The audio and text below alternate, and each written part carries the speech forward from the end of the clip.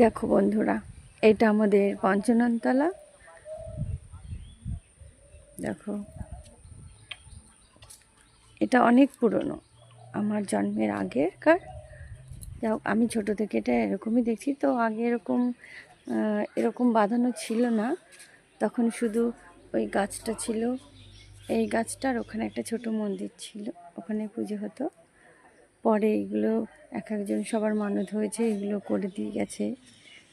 এখানে কত ঠাকুর দেখো, যার যার মানত পূরণ হয় সব এখানে তাদের মনের ইচ্ছা পূরণ হলে এরকম ঠাকুর দিয়ে যায়। দেখো, আর এই পরিবেশটা ভীষণ শান্ত পরিবেশ, মানে বাড়ির ফ্যানের হাওয়াতেও মনে হয় এত হাওয়া হয় না, যে হাওয়াটা এখানে আসলে পাওয়া যায়।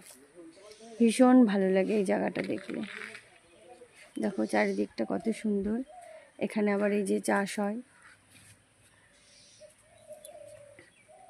দেখো, এটা একটা খাল, এই যে একটা ব্রিজ করা। আগে ব্রিজও ছিল না, একটা গাছ দেওয়া ছিল, গাছের উপর দিয়ে হাঁটাচলা করা হতো। আর এই যে সামনে এটা একটা দিঘি।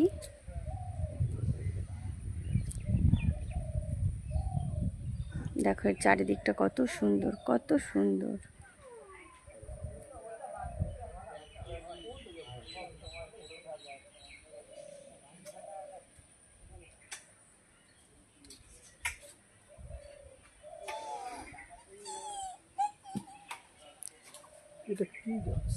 এটা হচ্ছে আশফল গাছ, আশফল।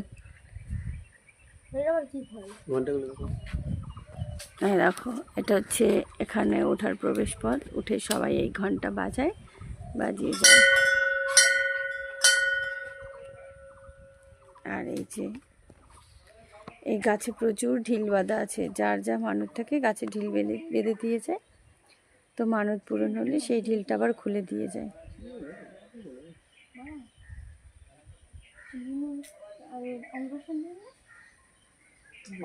যাই হোক, জায়গাটা ভীষণ সুন্দর।